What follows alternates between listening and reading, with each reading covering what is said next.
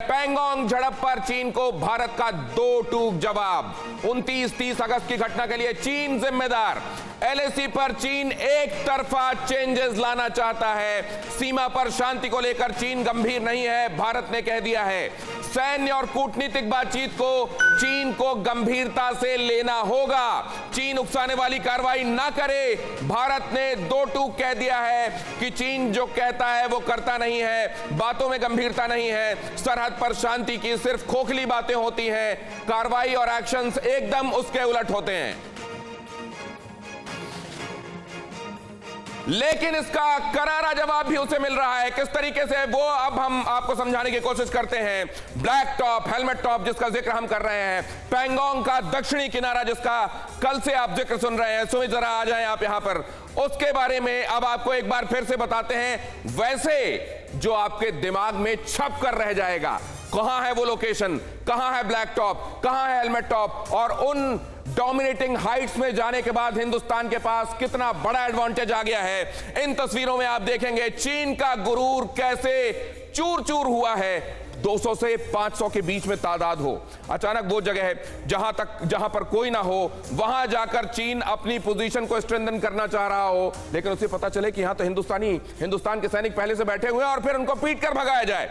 सुमित जरा ये जगह एक्सप्लेन कीजिए। अब देखिए हम इसको समझ पा रहे हैं। ये है पैंगोंग और पैंगोंग की वो फिंगर 4 जिसके बारे में अब तक आपके जहन में चीजें स्पष्ट हो गई हैं।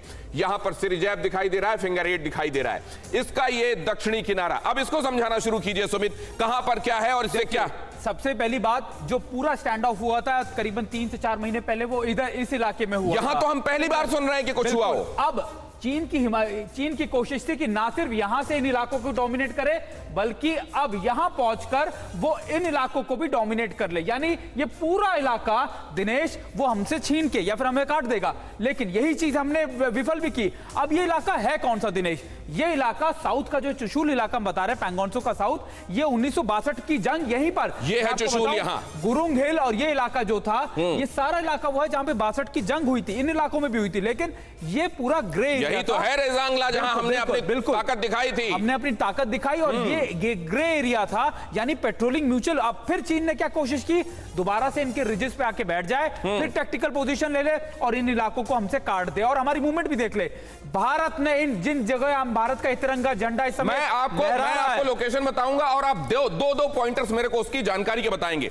चुशूल भारत की तरफ का इलाका जहां भारत की फॉरवर्ड पोस्ट है, राइट? बिल्कुल। इसमें कोई और ऐड करना चाहिए? बिल्कुल, ये इलाका भारत का बहुत स्ट्रैटेजिकली इंपॉर्टेंट इलाका है दिनेश। चलिए, हेलमेट टॉप वो इलाका, यानी वही रिज है जहां से आप चुशूल को पूरा मॉनिटर कर सकते हैं और यहां भी इस तरफ भी आप मॉनिटर कर सकते हैं, डोमिनेट कर सकते हैं। ब्लैक टॉप जिसको कब्जा किया, बिल्कुल, ब्लैक टॉप वो इलाका जहां पे चीन की मूवमेंट बहुत पहले से थी और 29 तारीख को इन दोनों मूवमेंट पर, यानी हेलमेट टॉप पर और ब्लैक टॉप पर, चीन की टैक्टिकल पोजीशंस लेने, कैप्चर करने की पूरी स्ट्रैटेजी। मुझको एक बात बताइए, चाइनीज क्लेम लाइन जो है ब्लैक टॉप उसके अंदर आता है या हिंदुस्तान की तरफ आता है? देखिए, चीन का कहना है कि हेलमेट टॉप से बिल्कुल चुशूल की तरफ वो अपनी चाइनीज क्लेम लाइन मानता है, यानी इन पूरे इलाकों को वो अपना मानता है। नहीं तो मेरे को यह बताइए कि क्या फिर यहां से ये फिंगर 4 से जो, क्योंकि फिंगर 4 तक वो चाइनीज क्लेम लाइन बता रहा है, राइट?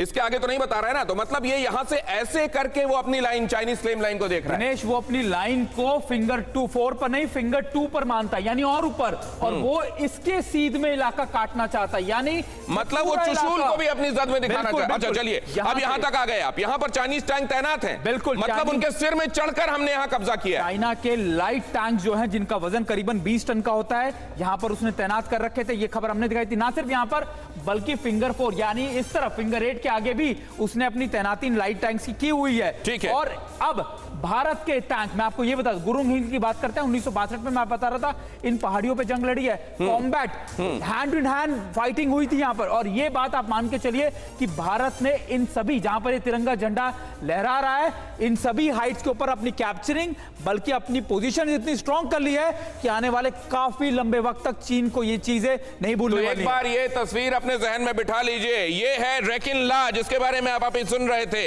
यहां पर है मगर हिल, रेजांग ला इंडियन टैंक। ये है मोल्डो पोस्ट। जब कभी आप सुनते हैं कि मोल्डो में बैठकर हमारे कमांडर्स बात कर रहे होते हैं, यह है मोल्डो, चीन की तरफ का हिस्सा जो माना जाता है।